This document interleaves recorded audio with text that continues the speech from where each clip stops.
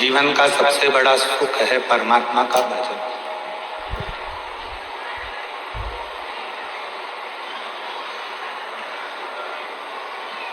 संसार में जन्म लिया है, दुख पीछा नहीं छोड़ता। किसी न किसी रूप में दुख, तकलीफ, कष्ट, बीमारी आती ही रहती है।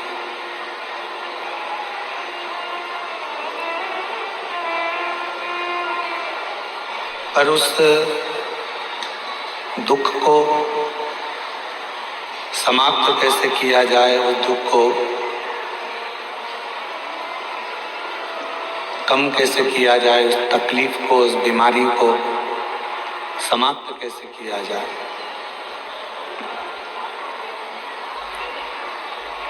उसके लिए सबसे ज्यादा जरूरी है भगवान शिव की अविरल भक्ति।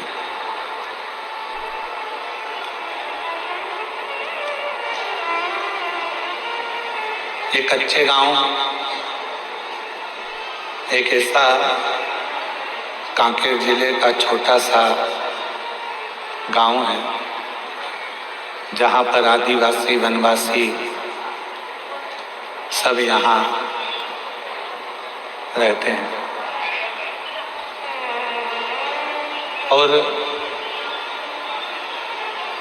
आदिवासी वनवासी क्षेत्र में ये कथा इन सभी क्षेत्रवासियों के लिए ऊर्जा देती है। जिन आदिवासी क्षेत्रवासी, वनवासी क्षेत्रवासी बूढ़ा देव का पूजन करते हैं, बूढ़ा देव का आराधना करते हैं, बूढ़ा देव की साधना करते हैं, अपने बुजुर्गों से पूछें कि ये बूढ़ा देव है कौन। गाना जी तो देखना चाहिए। नहीं, अब आए। जितने भी आप अपने अपने बुजुर्गों से, वनवासी आदिवासी क्षेत्रवासी जब पूछेंगे कि ये बूढ़ा देव है कौन, तो बुजुर्ग बताएंगे कि ये शंकर भगवान का एक स्वरूप है, शिव का एक आनंदमय प्रतिबिंब। भगवान देवाधिदेव महादेव का एक स्वरूप बूढ़ा देव महादेव के रूप में।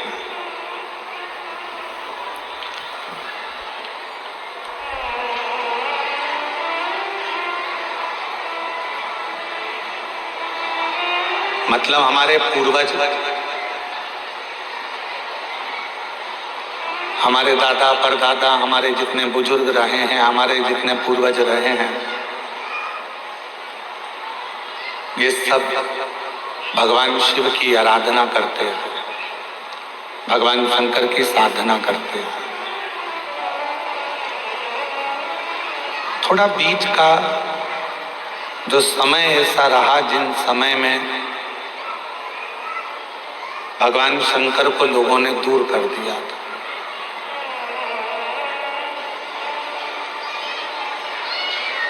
और दुनिया के लोग भगवान शिव जी से दूर होते चले गए थे, भगवान शंकर से दूरी बन गई थी।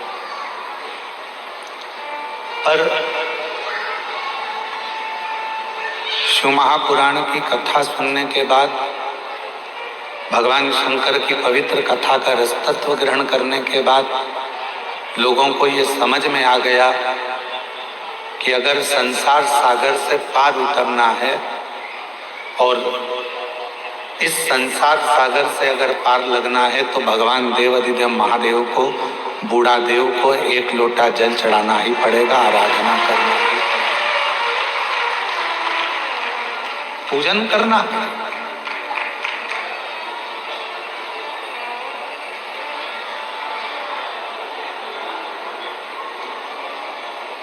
हम एक बात आपसे पूछें, उत्तर दीजिएगा कच्चे गांव वाले सब। समुद्र, विशाल समुद्र बड़े बड़े जहाज को डुबो देता है, विशाल समुद्र बड़े बड़े महल को डुबो देता है। विशाल समुद्र वृक्ष, रोड, बिल्डिंग जब अपने वाली पे आ जाए तो समुद्र सब डुबो देता। पर वो विशाल समुद्र के अंदर यदि तेल की एक बूंद गिर जाए तो क्या वो समुद्र उस बूंद को डुबो देता? जम के बोलो, नहीं। समुद्र में इतनी सामर्थ्यता नहीं है कि वो तेल की एक बूंद को समुद्र डुबो दे। जहाज डुबो देगा, बड़े बड़े शिप डुबो देगा, बिल्डिंग डुबो देगा, वृक्ष डुबो देगा, सब कुछ डुबोने की सामर्थ्यता समुद्र के जल में है। पर समुद्र तेल की एक छोटी सी बूंद को डुबो नहीं सकता। क्यों? इसलिए तेल एकदम हल्का होता, एकदम हल्का। उसने अपने अंदर भार तत्व को नहीं लिया है। शिव महापुराण की कथा कहती है जैसे समुद्र सबको डुबोने की सामर्थ्यता रखता है पर तेल की एक बूंद को डुबो नहीं सकता है, उसी तरह शिव पुराण की कथा कहती है, भगवान शंकर का चरित्र कहता है कि संसार सागर में आकर सब डूबना है, पर जिसने भगवान शंकर की शरणागति ग्रहण कर ली उसको संसार सागर भी डुबो नहीं पाता।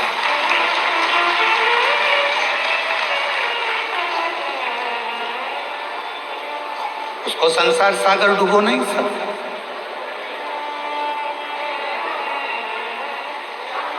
संसार सागर में भी आने के बाद यदि भगवान की अविरल भक्ति को धारण करा है, शिव नाम लिया है, भगवान शंकर का भजन किया है, मंत्र जाप किया है, नाम जाप किया है, तो किसी की सामर्थ्यता नहीं है कि वो आपको डुबो दे। अकाल मृत्यु वो मरे जो काम करे चंडाल का, काल उसका क्या बिगाड़े जो भक्त हो महाकाल का। जो शिव का उपासक, जो भगवान शंकर की आराधना में डूबा रहता हो, फिर काल उसका कुछ नहीं बिगाड़ सकता।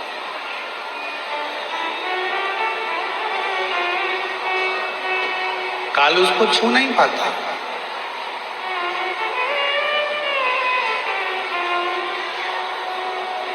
उसको छूना बड़ा कठिन हो जाता है।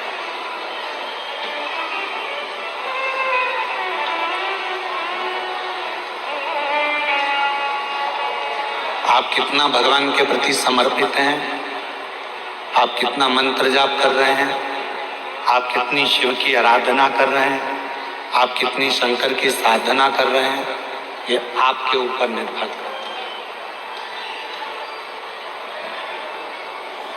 संसार के लोगों की सामर्थ्यता नहीं है कि फिर वो आपको डुबो दे।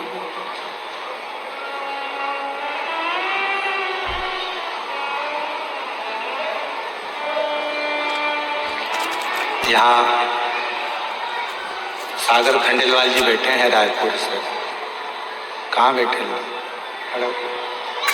इन्होंने जब इनके यहाँ कथा हुई तो कथा होने के बाद इन्होंने अपने घर के बाहर एक बहुत बड़ा, लगभग वही स्टेज का आधे भाग में आधा भाग इतना बड़ा श्री शिवाय नमस्तुभ्यम इन्होंने अपने घर के ऊपर लिखा, अंकित करवाया। तो सूचना मिली हमको, फिर हमने इनसे बात करी कि ये श्री शिवाय नमस्तुभ्यम आपने इतना बड़ा लिखवाया, छोटा भी लिख सकते थे, क्यों लिखा? तो सागर खंडेलवाल जी कहते हैं, गुरु जी, आता जाता व्यक्ति चाहे वो जीव हो, जंतु हो, पशु हो, पक्षी हो, चाहे मनुष्य हो, किसी भी रूप में अगर श्री शिवाय नमस्तुभ्यम देखेगा तो वो तर जाएगा, इसलिए उसका विशालतम स्वरूप हमें अंकित कर।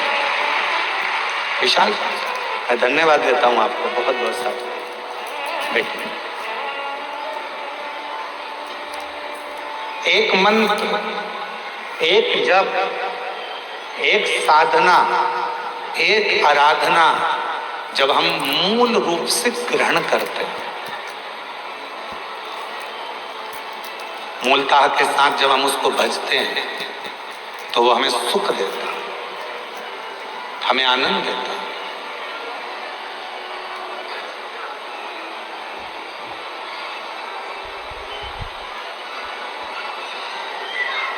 यजमान जितेंद्र जी जायसवाल जी के बड़े छोटे सुपुत्र आर्यन जी से हम बात कर रहे थे। जितेंद्र जी, तो आर्यन से हमने पूछा कि इस क्षेत्र में इतना विशालतम कभी कोई कथा, कोई सत्संग आपके यहाँ हुआ है? तो आर्यन जी बोल रहे थे कि गुरुजी, वो तो बाबा की कृपा है और भोलेनाथ जी ने इस कथा को करवाया, हमको ही नहीं मालूम पड़ रहा कि कैसे कथा चल रही है और कैसे शिव भक्त इसको श्रवण। आर्यन, साधुवाद है आपको चीज के लिए। तो ये शिव की कृपा के बिना नहीं हो सकता। आप अपन सोचें कि ये अपन कर रहे हैं तो ये नहीं है। मेरा आपकी कृपा से सब काम हो रहा, मेरा आपकी कृपा से सब काम हो रहा,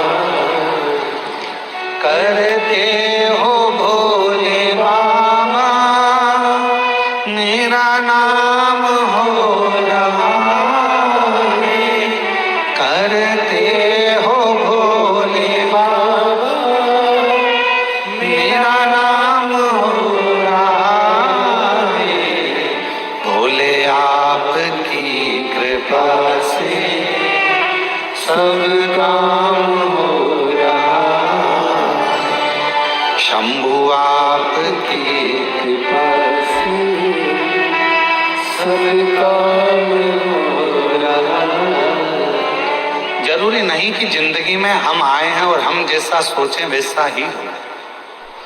जरूरी नहीं है कि हम संसार सागर में, देखो भगवान ने आपको और हमको जन्म दे दिया, शरीर कैसा देना था ये उसको मालूम, हमारे पूर्व का कैसा कर्म था उसके अनुसार हमारा शरीर मिला। आपको और हमको जो शरीर मिला ये हमारे पूर्व के कर्म के अनुसार। आप सुंदर बनकर जन्मे, भगवान की कृपा है। आपके हाथ भगवान ने दिए, भगवान की कृपा है। आपके पांव भगवान ने दिए, भगवान की कृपा है। नेत्र दिए, भगवान की कृपा है। जिह्वा दी, वाणी दी, भगवान की कृपा है। श्रवण शक्ति दी, भगवान की कृपा है। बुद्धि दी, भगवान की कृपा है। शरीर कैसा देना था ये परमात्मा ने हमारे पूर्व का स्मरण कर कर, पूर्व के खातों को देखकर तब भगवान ने हमको दिया। यहाँ जितने लोग बैठे हैं, अगर आप में से किसी ने लोन लिया हो तो बैंक वाले पुराना हिसाब देखते हैं। यहाँ माइंस वाले बहुत काम करते होंगे तो लोन लेना ही पड़ता होगा, है? तो लोन लेते होगे तो पुराना हिसाब देखा जाता है। पहले लिया था, जमा करा कि नहीं करा, इतना पैसा लिया था, उस बैंक से उठाया था, भले तुम दूसरी बैंक से लो लोन, पर वो पूरी बैंक उन टटोली जाती है कि इसने पैसा जमा करा कि नहीं करा, इसने जमा किया कि नहीं किया। बस जैसे बैंक का लोन देने वाला पुराना हिसाब देखता है, उसी तरह हमको जन्म देने वाला भी हमारा पुराना हिसाब देखता है। पुराना हिसाब क्या करा संसार सागर में जाकर, किसी भूखे को भोजन कराया, प्यासे को पानी पिलाया, भगवान का मंत्र जाप किया, नाम जाप किया, किसी को सहायता प्रदान करी, किसी को शिक्षा प्रदान करी, किसी को चिकित्सा प्रदान करी। वो पुराना हिसाब देखता है और पुराना हिसाब देखने के बाद हमारा शरीर देता है। हमारे शरीर में कोई भी थोड़ी सी भी कमी रखता है, समझ लेना हमारा पूर्व का दिया हुआ है। महाराज कुछ हमने श्रेष्ठ ना करा हो। श्रेष्ठ माँ।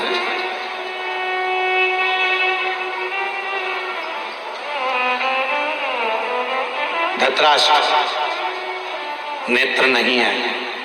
एक बार भगवान द्वारकानाथ से धृतराष्ट्र ने पूछ लिया, क्या बता सकते हो कि मेरे नेत्र क्यों नहीं है? मैं इतना सुंदर जन्मा, मैं इतने बड़े राज्य का राजा बना, मैं इतना बड़ा नरेश बना, मैं इस हस्तिनापुर का राज सिंहासन संभाल रहा हूं और मेरे नेत्र नहीं है। आप बता सकते हो कि मेरी किस्मत ऐसी क्यों लिखी?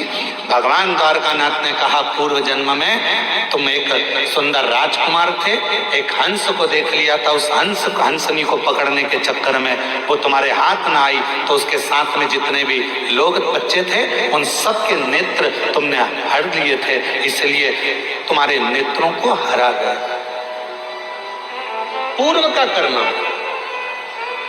कोई पिछले जन्म के अच्छे कर्म मुझे बाबा तेरा साथ दिया, कोई पिछले जन्म के अच्छे कर्म मुझे बाबा तेरा साथ दिया। जहाँ सारी दुनिया झुकती है, जहाँ सारी दुनिया झुकती है, मुझे वो आली दरबार मिला, दरबार मिला।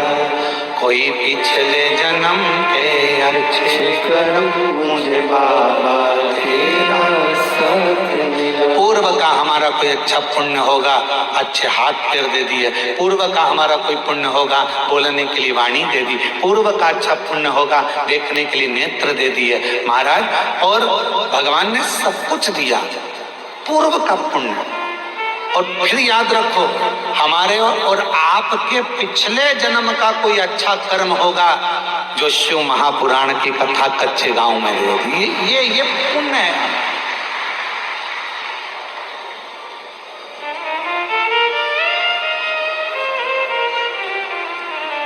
यहां से जाने के बाद भगवान को धन्यवाद देना, तूने बड़ी कृपा करी, हमारे गांव के पास में कथा करवा दी, मैं जाके कथा सुन ली, तूने बड़ी कृपा करी, मेरे दोनों पांव अच्छे चलकर गई, तूने बड़ी कृपा करी, गाड़ी से पहुंच गई, तूने बड़ी कृपा करी, बैठने की जगह भी दे दी, तूने बड़ी कृपा करी, कथा सुनने के लिए कान भी अच्छे दिए। एक आध गड़बड़ हो जाता तो फिर ध्यान लगाकर सुनना पड़ता। तूने बड़ी कृपा करी, मेरे दो नेत्र दिए, अगर एक भी गड़बड़ कर देता तो देखने में आनंद, दर्शन में आनंद नहीं आता। तूने बड़ी कृपा करी कि मेरी मुख में वाणी दी, महाराज जब भजन गा रहे थे उनके साथ मैं भी गा रही थी। ये तेरी कृपा है, ये तेरी उदारता है, ये तेरी करुणा। और प्रभु भगवान से कहते रहना, भोलेनाथ ऐसी कृपा करना मेरे बूढ़ा महादेव, ऐसी कृपा करना बूढ़ा देव, ऐसी कृपा करना मेरे महादेव, ऐसी करुणा करना मेरे बाबा कि मेरे शरीर को ऐसे ही चलाते फिराते रहना, इसको पलंग पर मत पटक देना, इसको कहीं हॉस्पिटल में मत पटक देना, चलाते फिराते। पूर्व का कर्म है हमारा। होते कई लोग ऐसे भी होते हैं जिनको खूब समझाओ, पास में कथा हो रही है चले जाओ, भगवान का नाम ले लो, एक लोटा जल चढ़ा दो, भगवान की भक्ति कर लो, पर वो करने को तैयार नहीं होता। उनके रहते हैं, नीम के पेड़ के नीचे कितनी भी गुलाब जामुन की चाशनी डालो, नीम मीठी हो जाएगी? बोलो तो नहीं। नीम के पेड़ के नीचे कितनी भी तुम एक काम करो, जलेबी का घोल डाल दो, मीठी होगी? नहीं। चलो जान दो। अच्छा, करेले के पेड़ के नीचे, करेले के पौधे के नीचे, करेले की बेल के नीचे आप गुलाब जामुन की चाशनी डालो, रसगुल्ले की चाशनी डालो, क्योंकि वो रसगुल्ला खाने के बाद उसका पानी तो काम आता ही नहीं है। तो एक काम करें अपन कि करेले की बेल के नीचे डाल देते तो करेला मीठा हो जाएगा। हो जाएगा? नहीं।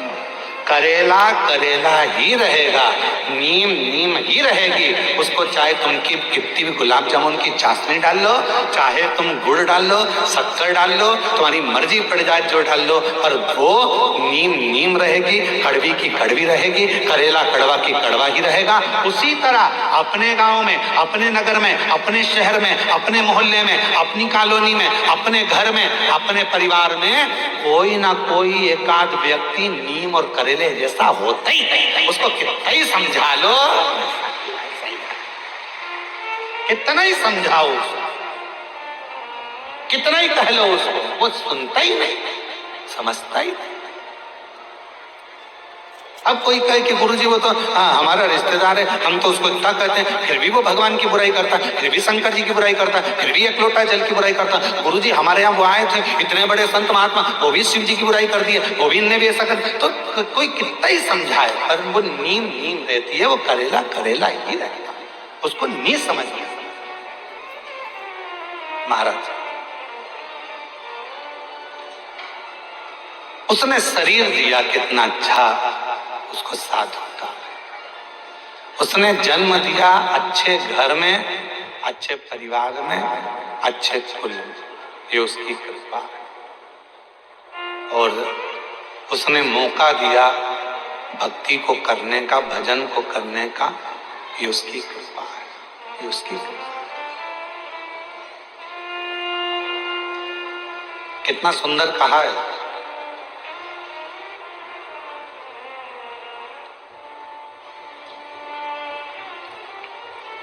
एक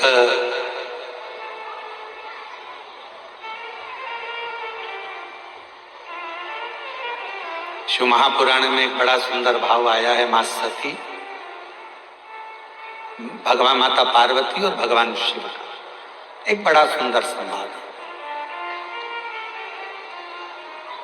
अब यह आपके ऊपर निर्भर करता है कि आप उसे कितना ग्रहण करते हैं। एक बार माता पार्वती भगवान शिव जी के साथ में काशी भ्रमण के लिए चली।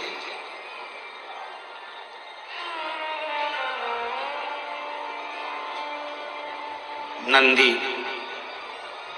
पर बैठकर मां पार्वती जी बाबा भोलेनाथ जी के साथ चली।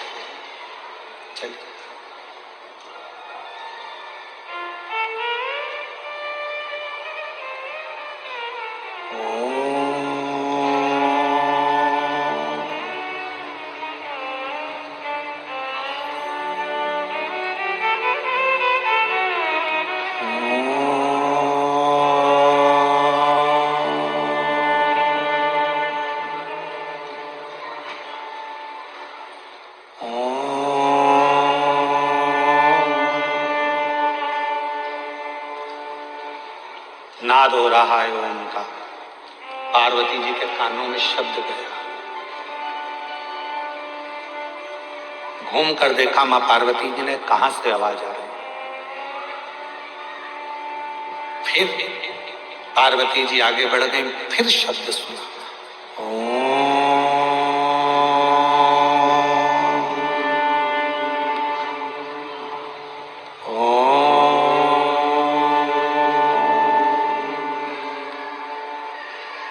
फिर चली। पार्वती जी ने नंदी को रोका, नंदी रुको, जरा ठहरो नंदी। रुका नंदी। शिव जी ने पूछा, पार्वती क्या बात है, तुमने नंदी को क्यों रोका है? पार्वती जी कहती है, मुझे कोई मंत्र का जाप कर रहा,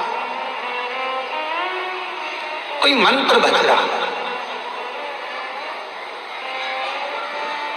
और कोई मंत्र का जाप कर रहा है, इसलिए मेरा मन कर रहा है कि एक बार उसको देखूं तो सही, कौन मंत्र का जाप कर रहा है।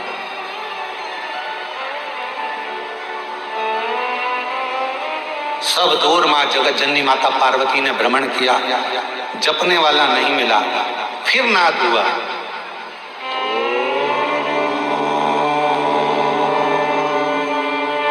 आप भी बोलो साथ में, लंबा स्वर बनाकर ओम का उच्चारण करने से नेत्र की ज्योति बढ़ती है।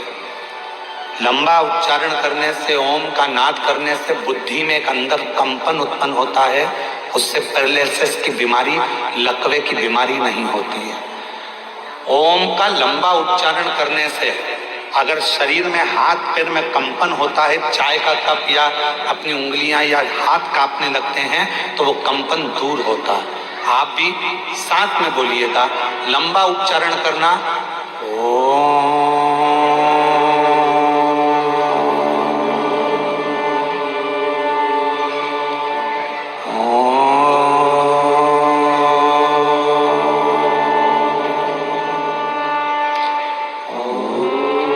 लंबा उच्चारण करते हुए, वाणी को स्थिर करते हुए, नेत्र को बंद कर हृदय के अंदर झांकते हुए उच्चारण करेंगे।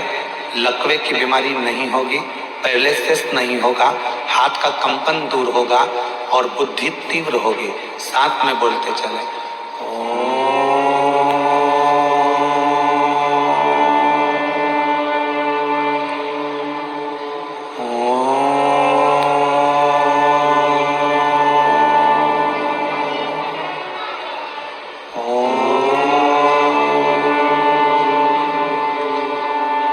पार्वती जी का ध्यान गया, कोई दिख नहीं, कुछ नहीं दिखा। आपने जब ओम का नाद किया होगा, नेत्र बंद कर कर, आपको ऐसा लगा होगा हमारे दिमाग में कुछ बारीक सा कीड़ा चल रहा है, कोई प्रवेश कर रहा है। वो शिव तत्व है, वो शंकर है, मां ढूंढ रही है, कोई दिखता नहीं है। शिवजी कहने लगे, पार्वती चलो, कहां तुम यहां वहां ढूंढ रही हो, किसको खोज रही हो? शिव महापुराण की कथा में वर्णन आता है कि शंकर भगवान की कथा के अंदर बैठकर या पूरे संसार में, ब्रह्मांड में कोई भगवान शंकर के ओम नाद को, पंचाक्षर मंत्र नमः शिवाय को, षडाक्षर मंत्र ओम नमः शिवाय को या श्री शिवाय नमस्तुभ्यम का संसार में कोई भी उच्चारण करता है, उसको मां पार्वती ढूंढ कर ही रहती है और उसे वर देकर ही रहती है।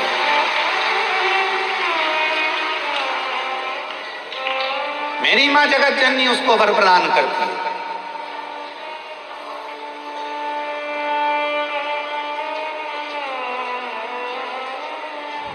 कितना सुंदर कहा है काली पुराण में, मां काली पुराण में एक वर्णन आता है, जब रक्त बीज को मारने का समय आता है तो मां काली पुराण में वर्णन आता है कि मां आद्य शक्ति से पूछा गया,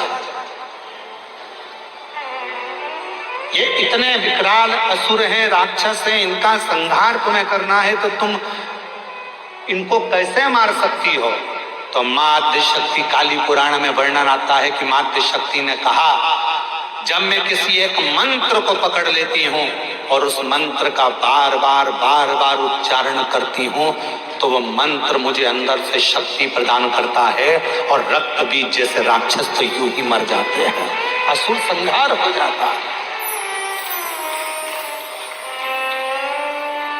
नेत्र बंद कर सब एक बार फिर उच्चारण के साथ लंबे ओम नाद, शरीर के रोगों को दूर करने के लिए, शक्ति को प्रदान करने के लिए, शिव भक्ति को प्रदान करने के लिए, जितने आस्था चैनल पर बैठे हैं, जितने फेसबुक यूट्यूब के सामने कथा सुन रहे हैं, जितने पंडाल में कथा सुन रहे हैं, बड़े प्रेम के साथ लंबी श्वास के साथ में उच्चारण करेंगे, मां आद्य शक्ति हमको स्मरण करेगा।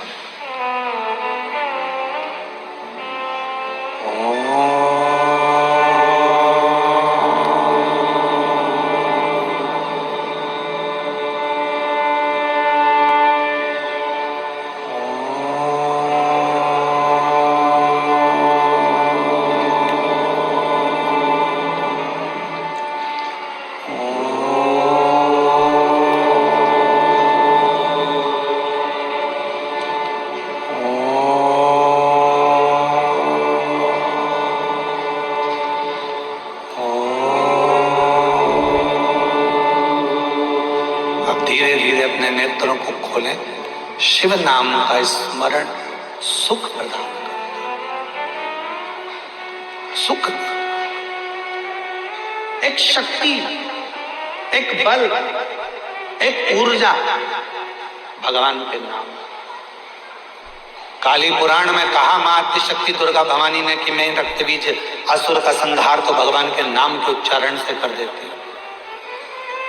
याद रखना, दुनिया के लोग पूछते हैं श्री शिवाय नमस्तुभ्यम में क्या है, श्री शिवाय नमस्तुभ्यम बोलने से क्या होता है, श्री शिवाय नमस्तुभ्यम दरवाजे पर लिखने से क्या होता है, श्री शिवाय नमस्तुभ्यम अपनी गाड़ी पर लिखवाने से क्या होता है, श्री शिवाय नमस्तुभ्यम अपनी फैक्ट्री पर लिखवाने से क्या होता है, श्री शिवाय नमस्तुभ्यम अपनी दुकान पर लिखवाने से क्या होता है।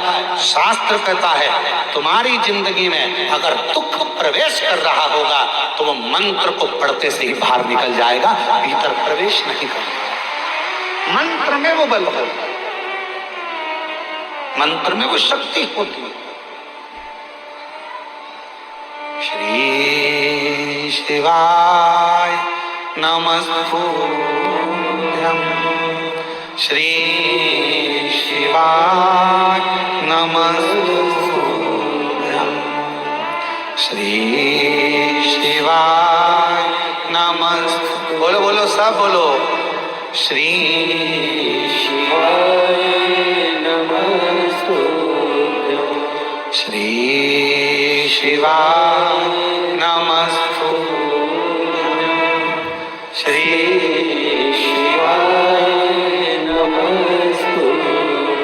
उस मंत्र का उच्चारण करना मूल हो जाता है। पार्वती मैया ढूंढ रही हैं, कोई मिलता नहीं है। शिवजी उनको ले गए काशी में एक स्थान पर, तट पर मां गंगा के बैठ गए। शंकर भगवान को नमन कर कर मां पार्वती जी वहां से चल दी और पार्वती मैया भ्रमण करने के लिए गई, ढूंढने के लिए गई। जो मंत्र जप रहा था, जो मंत्र का उच्चारण कर रहा था, जो मंत्र को पढ़ रहा था, वो कौन है, कहाँ है, दिखता नहीं है। मां उस पार्वती मैया उस काशी खंड के अंदर, मां काशी की नगरी में उस जीव को ढूंढ रही हैं, जो उच्चारण कर रहा है, जो जप रहा है, मंत्र का उच्चारण कर रहा है। और तभी पार्वती मैया भ्रमण करने के लिए निकली। ढूंढते ढूंढते ढूंढते ढूंढते मां आदिशक्ति, मां जगत जननी, मां पार्वती जी उस व्यक्ति को देख, वो मिल गया। जो मंत्र का जाप कर रहा था वो मिल गया, जो मंत्र का उच्चारण कर रहा था वो प्राप्त हो गया, जो मंत्र को भज रहा था मिल गया।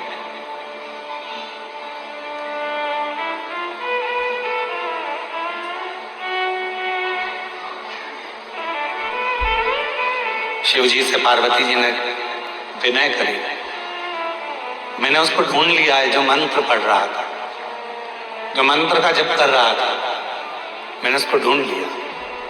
बाबा चलो एक बार उस पर भी कृपा कर दो, जो मंत्र का जप कर रहा था उस पर करुणा कर दो। शिव जी बहुत तेज हंसे, ढाका लगाकर। खूब तेज बाबा भोलेनाथ हंसती है। अब पत्नी कुछ कहे और पति जम के हंस दे तो पत्नी को गुस्सा आने लगता है बहुत तेज। मैं तुमसे कुछ कहती हूं और तुम मेरी बात को हवा में उड़ा देते हो। मैं तुमको कुछ कहती हूं और तुम हंस के निकाल देते हो। मेरी बात तो तुम सुनते ही नहीं, मेरी बात तो तुम स्वीकारते ही नहीं। पति हंस देता। अब कौन समझाए कि पत्नी कुछ कहती है तो पति क्यों हंसता है? उसका एक कारण है कि धर्म पत्नी की बात पर पति इसलिए हंसता है कि तू कोई सी छोटी छोटी बात को अपने माइंड में क्यों लेती है। मैं हूं ना, तुझे मुझ पे भरोसा है ना, तो फिर क्या टेंशन है?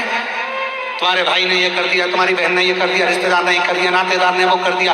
अरे आग लगे बस्ती में, अपन रहो मस्ती में। क्या किसको रोइए, चादर तान के सोए। अपने को क्या करना, क्या टेंशन लेना अपने को? पर तुम्हारे भाई ने ये कर दिया, तुम्हारी बहन ने ये कर दिया, तुम्हारी मम्मी ने ये कर दिया, तुम्हारे पिताजी ने ये कर दिया, इसलिए पति उसको हंसी में टालना चाहता है, इसलिए पति हंस देता है, इसलिए पति मुस्कुरा देता है, उस बात को निकालना चाहता है, क्योंकि अगर बात बढ़ेगी तो विवाद होगा, विवाद होगा घर टूटेगा, परिवार टूटेगा। जितना भगवान चाहे उतना तो कम से कम निभा ले। परमात्मा से प्रार्थना करो। आज के जमाने में भाई भाई, बहन बहन, देवरानी जेठानी, नाते रिश्ते निभते नहीं है। आज के जमाने में लोग मित्र बनाते हैं, उनको निभाने का प्रयास करते हैं, किसी से स्नेह कर लेते हैं, उसको निभाने का प्रयास करते हैं। ईमानदारी से बोलो, जब भाई नहीं निभ रहा, बहन नहीं निभ रही, परिवार नहीं निभ रहा, तो कितने भी रिश्ते बना लो वो कभी निभ नहीं सकते। जो आपस के नहीं निभ रहा है वो दूसरे के क्या निभेंगे? प्रेम की प्राथमिकता।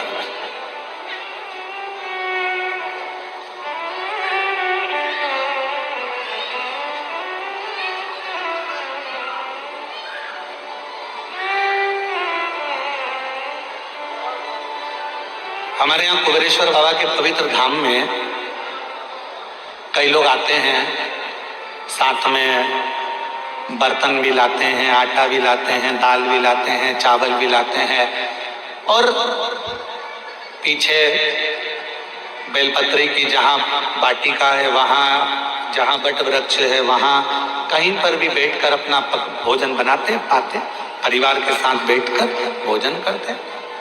उनको देखकर हमें बड़ी प्रसन्नता होती है। हम कई लोगों से मिलने भी जाते हैं, वहां पर अगर सीहोर रहते हैं तो हम उनके पास जाते हैं, बोलते हैं भगवान बड़ी कृपा करा है आप पर कि कम से कम आज आपका पूरा परिवार बाबा के धाम में बैठकर भोजन तो कर रहा है। इससे बढ़कर सुख और क्या हो सकता है? निवेदन है, अगर सनातन धर्म को मजबूत करना है, भारत की भूमि पर सनातन धर्म की मजबूती चाहते हो, तो अपने घर में एक नियम बनाओ, हफ्ते में कम से कम एक दिन पूरे परिवार के साथ मिलकर भोजन करने का प्रयास करो। तो धीरे धीरे वो कुटुंब जब एक साथ जुड़ेगा, वो परिवार एक साथ जुड़ेगा, जब कुटुंब हमारा जुड़ना चालू होगा तो फिर हम पर कोई आक्रमण नहीं कर सकता, आक्रमण नहीं कर सकता।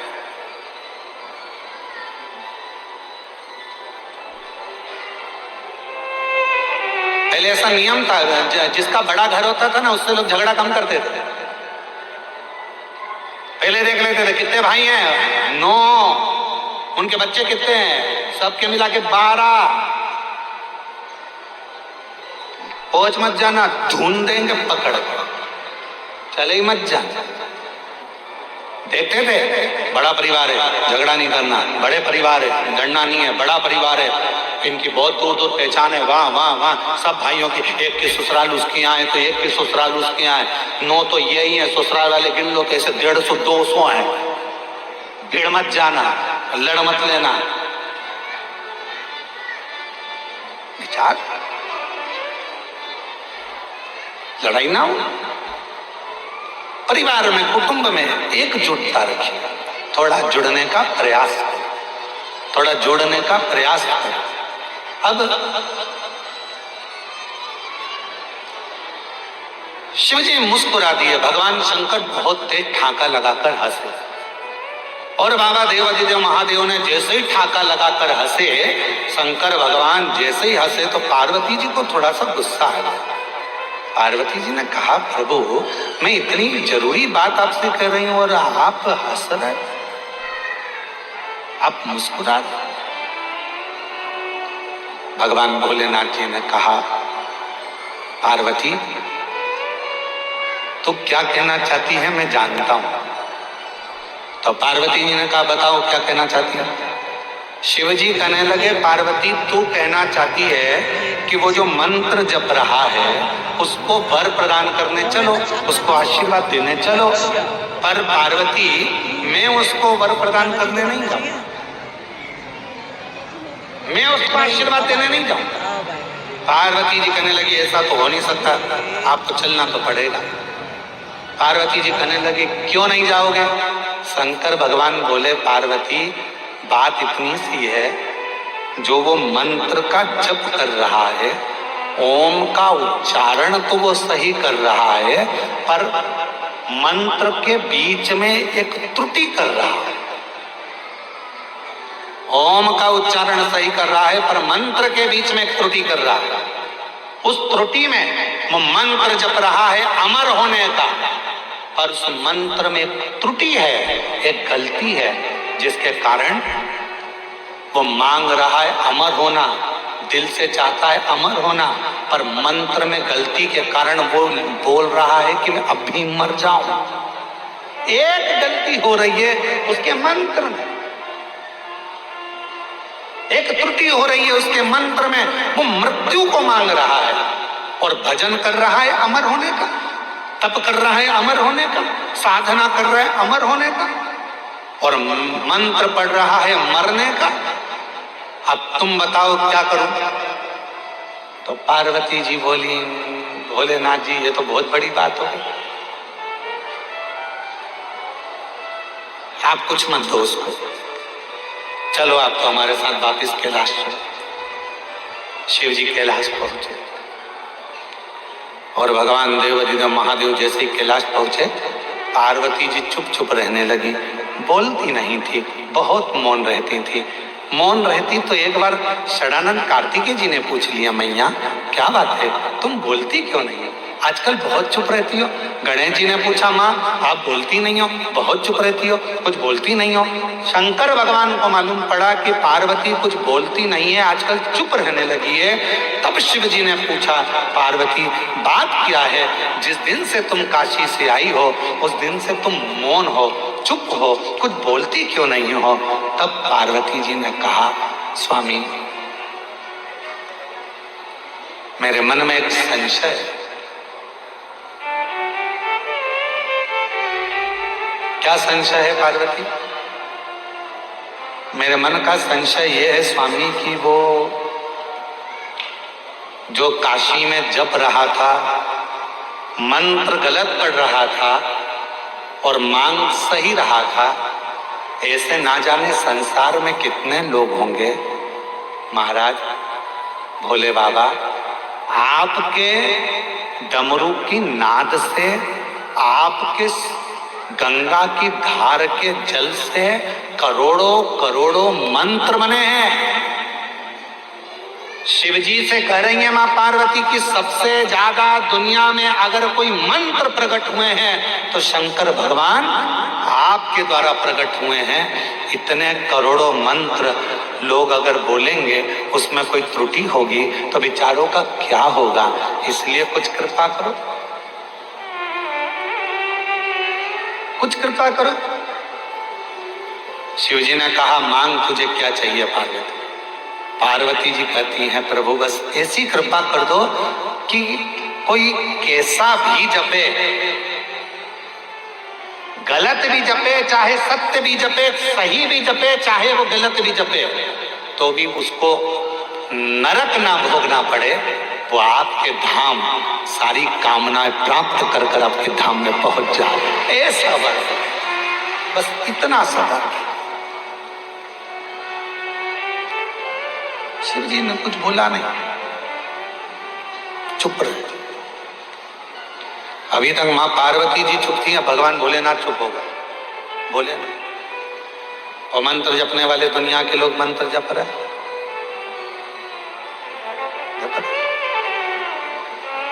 ओम नमः शिवाय, ओम नमः शिवाय, ओम नमः शिवाय,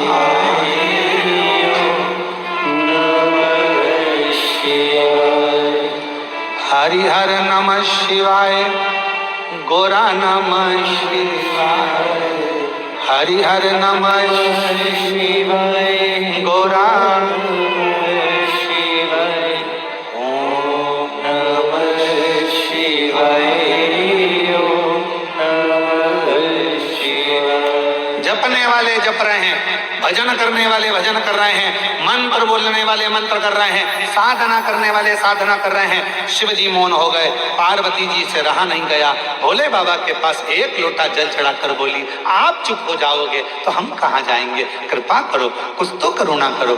शिव जी ने कहा, पार्वती क्या दूं मैं, क्या दूं, क्या दूं? बस कृपा कर दो, थोड़ी सी, थोड़ी सी।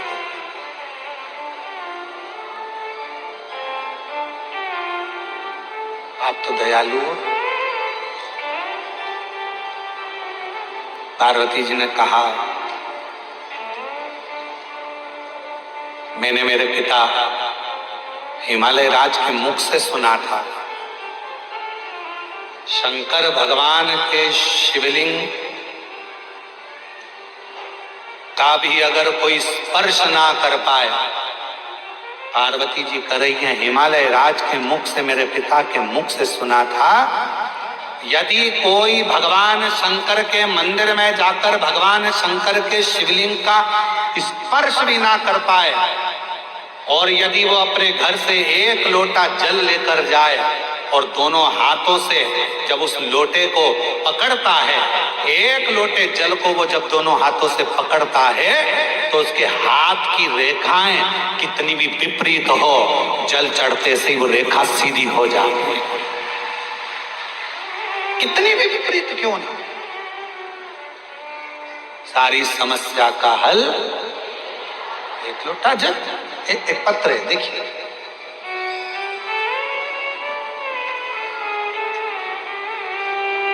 रेखा कैसे सीधी होती है उसको इस पत्र में देखिएगा, ठीक है। जरा ध्यान देना, पत्र को, और एलईडी पर भी इस पत्र को पढ़ाएंगे, आप लोग पढ़ना। आस्था चैनल पे एलईडी पर नहीं चल रहा है, पत्र चल रहा है, एलईडी पर चलेगा। मैं Lalita by Sahu, gram Sambalpur.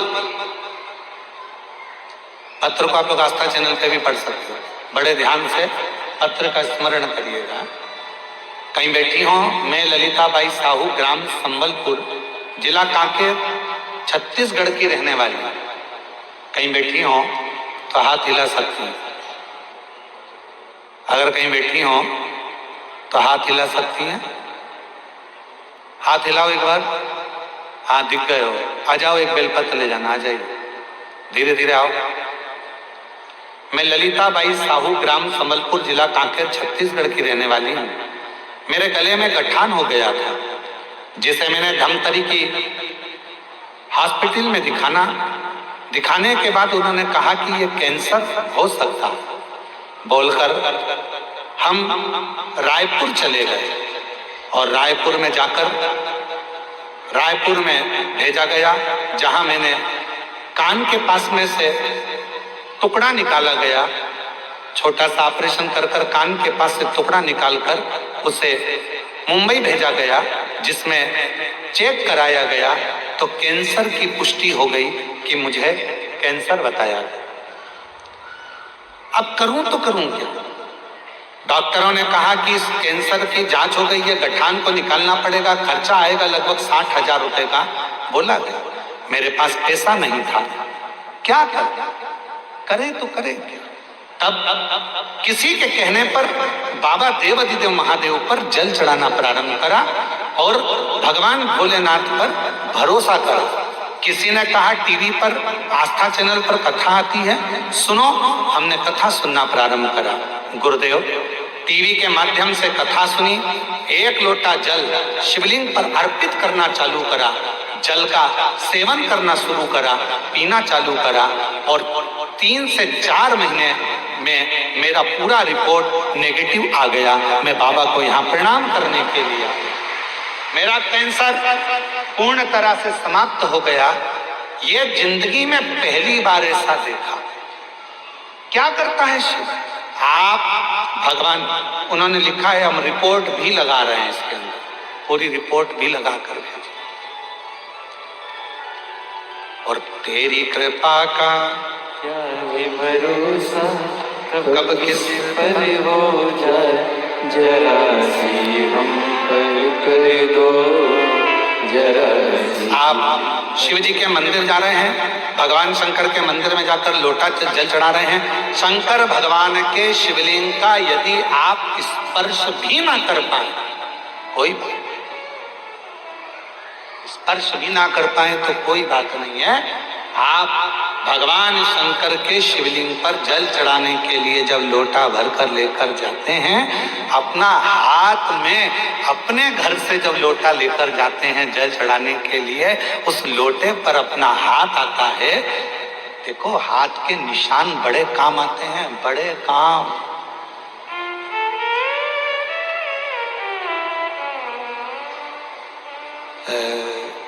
Aadhaar card बनता था ना, पहले आधार कार्ड बनता था तो थंब लगाए जाते थे, उंगलियों के निशान ऐसे 5 उंगलियां लगाकर ऐसे देखा जाता था, 4 उंगली। फिर नेत्र, रजिस्ट्री कराने जाओ तो हाथ के थंब लगवाते। बोलो बोलो, सही है कि गलत है? थंब लगवाते। कोई भी काम है तो उसमें थंब की जरूरत पड़ती है। हाथ के निशान मूल होते हैं।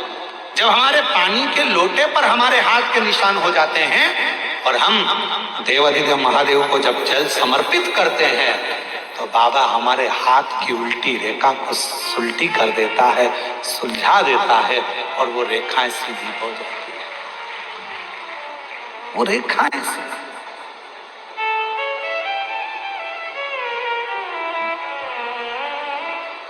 क्या नहीं देता शिव? क्या नहीं प्रदान करता? रेखा कैसे नहीं सुधरती? एक पत्र और है, देखो जरा कितना सुंदर पत्र है, वो भी देखिए।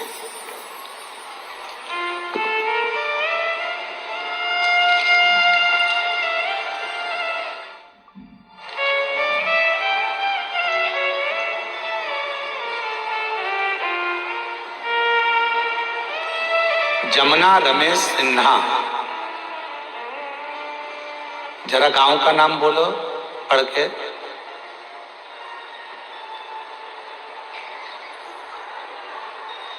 बोलो, जम के तो बोलो। मरकतुल्ला, आओ, ठीक है। कच्चे, जिला बालोद, ठीक है। कहीं बैठी हो तो हाथ हिला सकती हैं जिनका ये पत्र है। जमुना रमेश सिन्हा, मरकतोला, कच्चे, जिला बालोद। कहीं बैठी हो तो हाथ हिला सकती है, और बच्चा आया हो साथ में तो उसको लेकर आ सकती है। मेरी शादी 2014 में हुई थी। अभी क्या चल रहा है? 25। 2017 में मेरा गर्भ ठहरा। 9 माह पूर्व के पहले ही 7 महीने में पुत्र की प्राप्ति हुई। वह स्वस्थ न होने के कारण चला गया। फिर 2019 में मुझे 2 जुड़वा बच्चे हुए, वो भी अस्वस्थ होने के कारण बस वो भी समाप्त हो गए। मैंने आस पड़ोस में शिव महापुराण की कथा के बारे में सुना। 2023 में बालोद में शिव महापुराण की कथा में पहुंची। बाबा के पंडाल में आकर अपने मन की बात कही और भगवान से अपने दिल की बात कही। खूब रोई क्योंकि मेरे इतने बच्चे चले गए। किससे कहूं मैं? कथा सुनती रहती, रोती रहती। बैठी हुई एक महिला ने कहा, क्यों रोती है? मेरे बच्चे होते हैं वो मर जाते हैं। कहा, यहाँ की मिट्टी, पंडाल की मिट्टी को तेरे गर्भ पर लगा, बाबा देगा अब की बार, स्वस्थ देगा। बाबा की ऐसी कृपा हुई। अगस्त 2024 में मेरा गर्भ ठहर गया और मैं पहुंच गई भगवान की कथा में धमतरी, और वहां की मिट्टी को मैंने अपने गर्भ पर लगा लिया। गुरुदेव, 13 अप्रैल 2025 को मेरे गर्भ से जब बच्चे ने जन्म लिया, जन्म लेने के बाद भी बच्चा फिर पुनः कुछ महीने पहले हो गया। लगने लगा कि अब ये नहीं बचेगा। पर कहते हैं शंकर भगवान भाग्य की रेखा बदल देते हैं, और शंकर भगवान के कथा का पंडाल की मिट्टी किस्मत बदल देती है। वही हुआ। मेरे बाबा ने मेरे गर्भ की लाज रखी और अब मेरा बच्चा स्वस्थ पैदा हुआ। मैं बाबा को धन्यवाद देने के लिए आई। शिव तत्व किसको कहते? कहीं बैठी हो तो एक बेलपत्र लेने के लिए आ सकती है।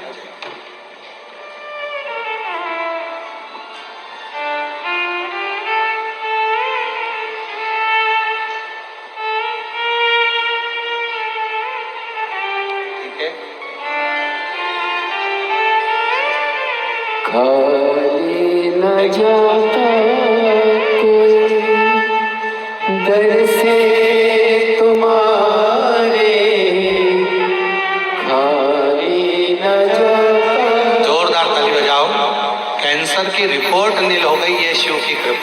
उदारता है।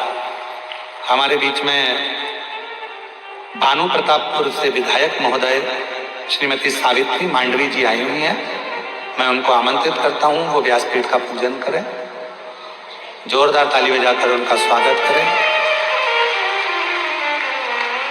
जो जैसी भावना लाया वो वैसा ही फल पाया, नहीं खाली उसे लौटाया, वो मन ही मन हर्षाया, और कर दिया माला मान काशी वाले, लुटा दिया भंडार काशी वाले, लुटा दिया।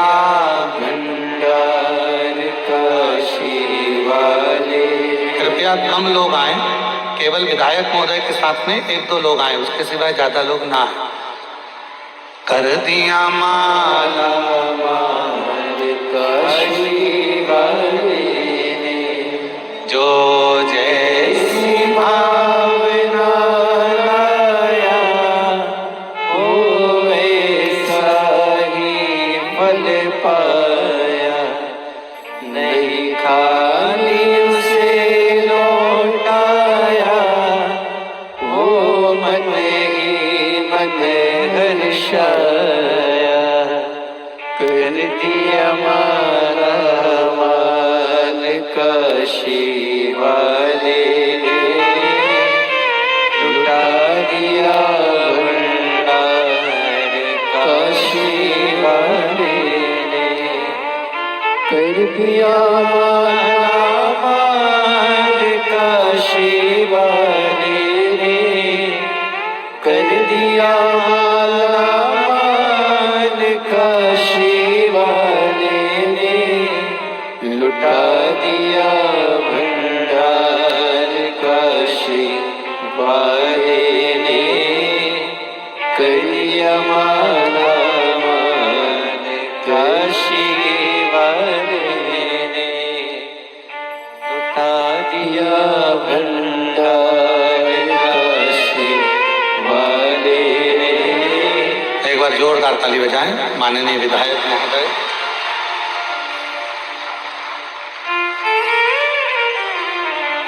श्रीमती सावित्री जी मांडवी, विधायक भानु प्रतापपुर, छत्तीसगढ़। शिव तत्व में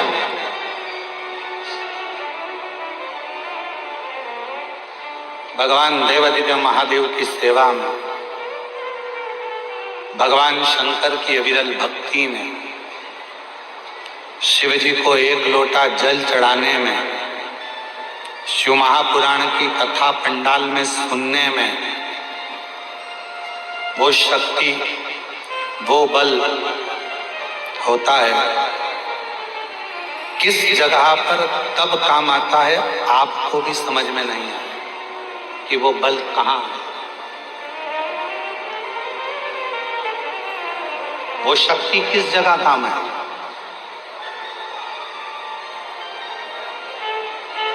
जरा उत्तर दीजिएगा, आप लोगों से पूछें, आप लोगों ने आज भोजन करा है?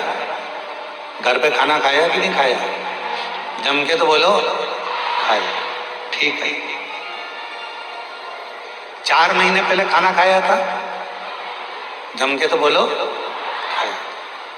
4 महीने पहले 6 तारीख को आपने क्या खाया था? किसी को याद है क्या? नहीं। हमसे पूछोगे तो हमको भी याद है। ठीक है, जैसे आप हो वैसे हम भी हैं। हम ऐसा संकोच बस कर बोलना मत ही 1%, बिल्कुल संकोच में मत बोलो। आप तो उत्तर दो हमारे जैसे हो और हम तुम्हारे जैसे। आज खाना खाया? खाया। 4 महीने पहले 6 तारीख को आपने क्या खाया था? ना हमको याद ना आपको याद। पर 4 महीने पहले 6 तारीख को जो तुमने खाया था, हमने खाया था, वो हमारे शरीर में रक्त बनकर आज भी घूम रहा है।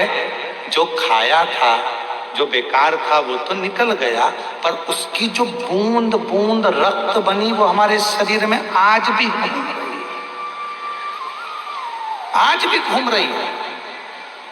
वो बूंद हमारे शरीर में आज भी रक्त की बूंद भ्रमण कर रही है। कितने महीने पहले की? जम के बोलो।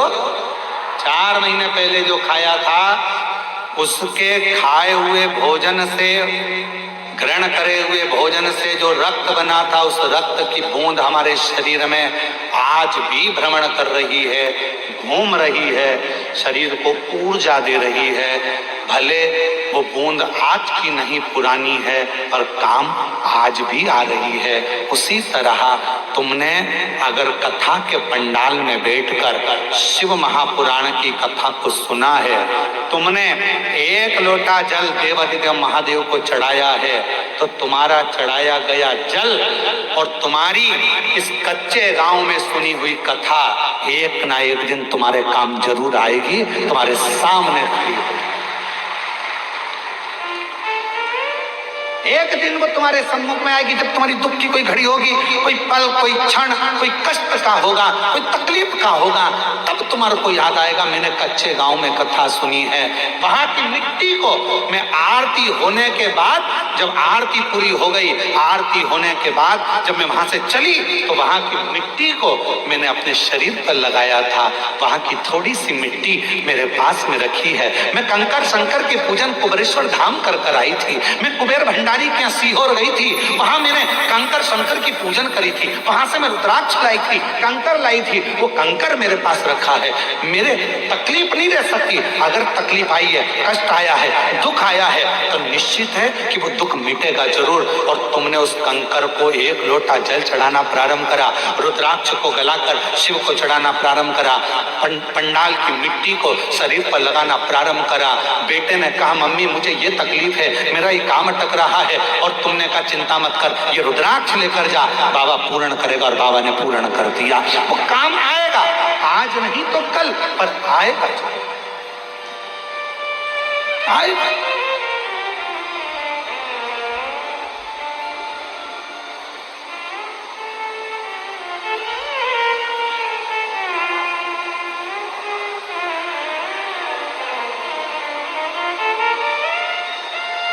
बस